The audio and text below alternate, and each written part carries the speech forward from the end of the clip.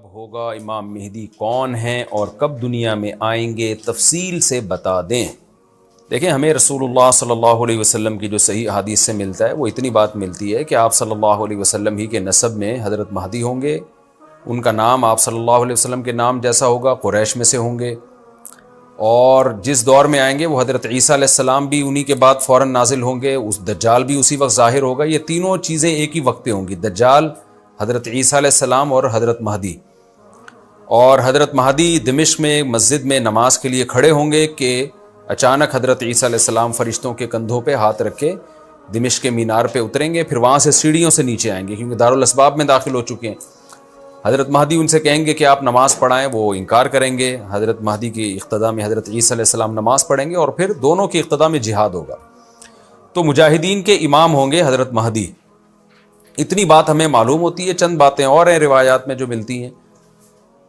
یہ ہمیں ڈیٹ نہیں بتائی گئی ہے، سن نہیں بتایا گیا، سال نہیں بتایا گیا۔ اس بارے میں صدیوں سے لوگ پیش گوئیاں کر رہے ہیں کہ فلاں سن میں آئیں گے، فلاں سن میں آئیں گے۔ بڑے بڑے لوگوں نے پیش گوئیاں کی ہیں جو 100% غلط ثابت ہوئی ہیں۔ تو اب بھی لوگ پیش گوئیاں کر رہے ہیں کہ 2025 میں آئیں گے، کوئی کہہ رہا ہے 2030 میں آئیں گے۔ تو گورنمنٹ کی طرف سے کوئی پابندی نہیں ہے، کوئی بھی کچھ بھی کہہ سکتا ہے۔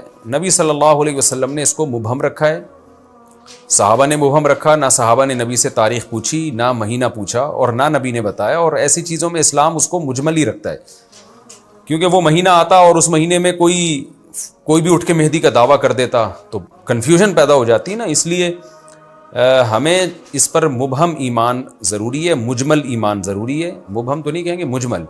مجمل کا مطلب تفصیل ہمیں معلوم نہیں ہے، بس ہمیں پتہ ہے کہ ایک وقت آنے والا ہے قرب قیامت میں کہ حدیث میں آتا ہے خراسان سے ایک لشکر اٹھے گا اور اللہ اس کو فتح عطا فرمائیں گے۔ حدیث میں آتا ہے کہ مجاہدین لڑیں گے اور اتنی بڑی جنگ ہوگی کہ آپ صلی اللہ علیہ وسلم نے فرمایا کہ 1/3 مجاہدین اس میں جو لڑنے والے ہوں گے وہ شہید ہو جائیں گے، جو اس وقت کے سب سے افضل ترین شہداء ہوں گے، اور 1/3 مجاہدین وہ ہوں گے جو لڑائی کی شدت اور سختی کی وجہ سے میدان چھوڑ کے بھاگ جائیں گے۔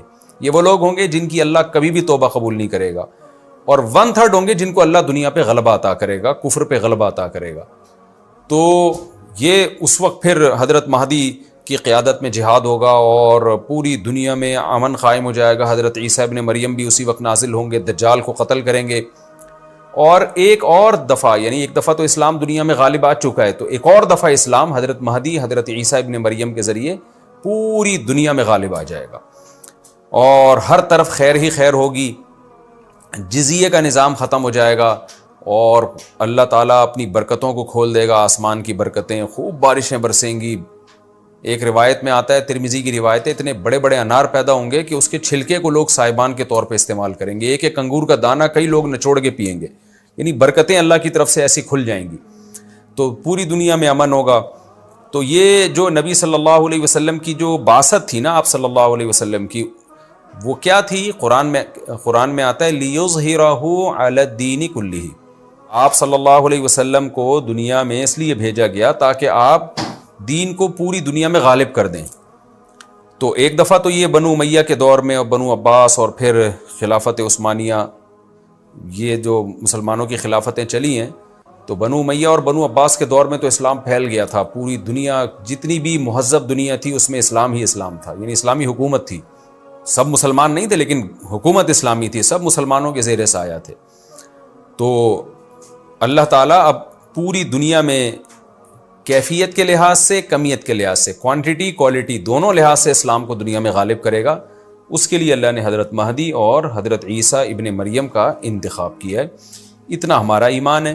اب کیا ہوتا ہے کہ ہر تھوڑے دن میں کوئی مہدی اٹھ کے دعویٰ شروع کر دیتا ہے، اور تو امام مہدی سب سے پہلی بات یہ مجاہد ہوں گے، بڑی اہم ترین بات یہ ہے، اور انہی کے دور میں حضرت عیسیٰ ابن مریم بھی نازل ہوں گے، تو اور دجال بھی ظاہر ہوگا۔ تو اس لیے یہ تینوں چیزیں ایک ساتھ ہیں، اس لیے ان کو پہچاننے میں اہل اسلام کو دشواری نہیں ہوگی۔ حضرت مہدی کو تو لوگ خود تلاش کریں گے، ان کی علامتوں میں سے یہ بھی ہے، وہ دعویٰ نہیں کریں گے، لوگ اہل اللہ، بزرگان دین، علماء ان کو خود تلاش کریں گے۔ آج لوگ خود دعویٰ کر رہے ہوتے ہیں حضرت مہدی ہیں، میں حضرت مہدی ہوں، تو وہ دعویٰ جو کرے گا اس کا مطلب وہ تو ہو ہی نہیں سکتا۔ تو اس لیے ہمیں اس ٹاپک کو ختم کر دینا چاہیے، اس سینس میں کہ اس سینس میں ختم کر دینا چاہیے کہ جو دعوے کر رہے ہیں نا کہ کل آ رہے ہیں، پرسوں آ رہے ہیں، فلاں سن میں آ رہے ہیں، اس سینس میں اس ٹاپک کو ہمیں ختم کر دینا چاہیے. ہاں جتنا احادیث میں ہے اس کو بیان کرنا چاہیے. اور جو لوگ بھی خلاف سنت ہوتے ہیں وہ تو حضرت مہدی ہو ہی نہیں سکتے. آج تو مہدی ہونے کا دعویٰ ایسے ایسے پاگل فضول قسم کے لوگ کر رہے ہیں جو انسان ہونے کا دعویٰ کرنے سے پہلے ان کو سوچنا چاہیے کہ ہم انسان کے بچے بھی ہیں کہ نہیں. اچھا یہ بھی انہوں نے پوچھا ہے کہ کیا امام مہدی نبی ہوں گے؟ امام مہدی نبی ہوں گے یا صحابی؟ اس بارے میں وضاحت فرما دیں. نہ وہ نبی ہوں گے نہ صحابی ہوں گے، کیونکہ صحابی تو وہ ہوتے ہیں جنہوں نے اسی زندگی میں آپ صلی اللہ علیہ وسلم کو ایمان کی حالت میں دیکھا ہو. حضرت مہدی اور نبی کا زمانہ تو صدیوں کا فاصلہ ہے اس کے درمیان، تو نہ تو نبی ہوں گے نہ صحابی ہوں گے. نیک ہوں گے، بزرگ ہوں گے، بس مہدی کا معنی ہدایت یافتہ، سیدھے راستے پر ہوں گے.